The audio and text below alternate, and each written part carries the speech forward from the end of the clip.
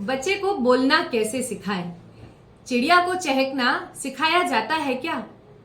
यदि speech musculature का विकास उम्र अनुसार हो रहा है तो बोलना सिखाना नहीं पड़ता। बोलना स्वाभाविक रूप से एनवायरमेंट से अपने आप बच्चा पिकअप करने लगता है, डेफिनेटली अपने मदर टंग में। यानी कि अगर मैं अपने इर्द गिर्द हिंदी भाषा सुन रहा हूं तो मैं हिंदी को बेहतर बोलूंगा। आज इन बातों का मूल्यांकन करते हैं कि वो कौन सी 5 मुख्य पॉइंटर्स हैं जिनको हमें ध्यान में रखना है यदि हमारा बच्चा बोल नहीं रहा। बच्चे को बोलना कैसे सिखाएं, ये हमारे मन को परेशान एवं चिंतित कर रहा है। पॉइंट नंबर 1, बच्चे के इर्द गिर्द का जो एनवायरनमेंट है वो भाषा के विकास के लिए बहुत नर्चरिंग होना चाहिए। यानी बच्चे के कान में बहुत सारा मदर टंग का लैंग्वेज खेल के माध्यम से पढ़ना चाहिए। जैसे भैया देखो कुकर की सीटी बोली, पापा की गाड़ी गई बुर्र, मम्मी का चम्मच गिरा टक। So this has to be an environment full of stimulation of language. Point number 2, क्या बच्चे की समझ इतनी है कि वो दुनिया के इंस्ट्रक्शंस बाद में पहले वो अपने मम्मी पापा को पहचान रहा है और समझ रहा है, और वो खुद को समझ रहा है कि नहीं?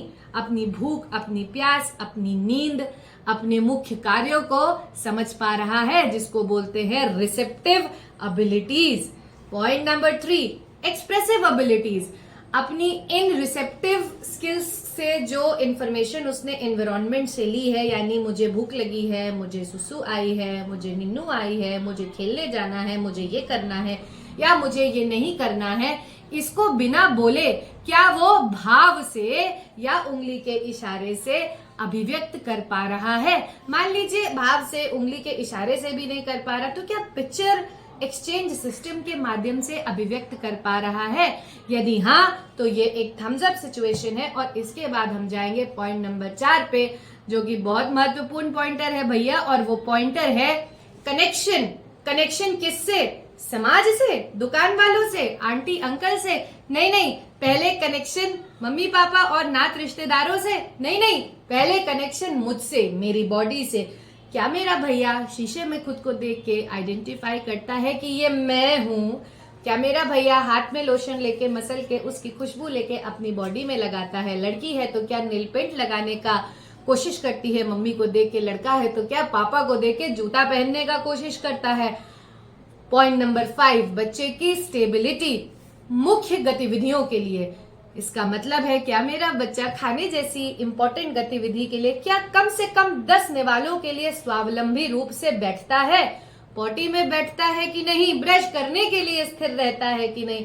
अरे भैया, ये बेसिक स्किल्स आएंगी तभी तो मंदिर में घंटी बजाने के लिए खड़े होंगे, और कक्षा में बैठने के आरंभ तभी होगा जब खाने में बैठना स्वावलंबी होगा, ब्रश करने में बैठना स्वावलंबी होगा, या खड़े होना स्वावलंबी होगा। इसका मतलब है attending to my physical boundaries in important ADL course.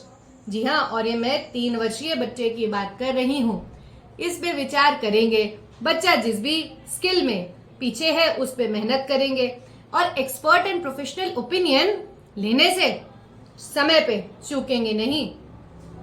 नीचे कमेंट सेक्शन में अपनी क्वेरीज जरूर पोस्ट करिएगा। I will be more than honoured and happy to answer them out. वासुदेव कुटुंबकम।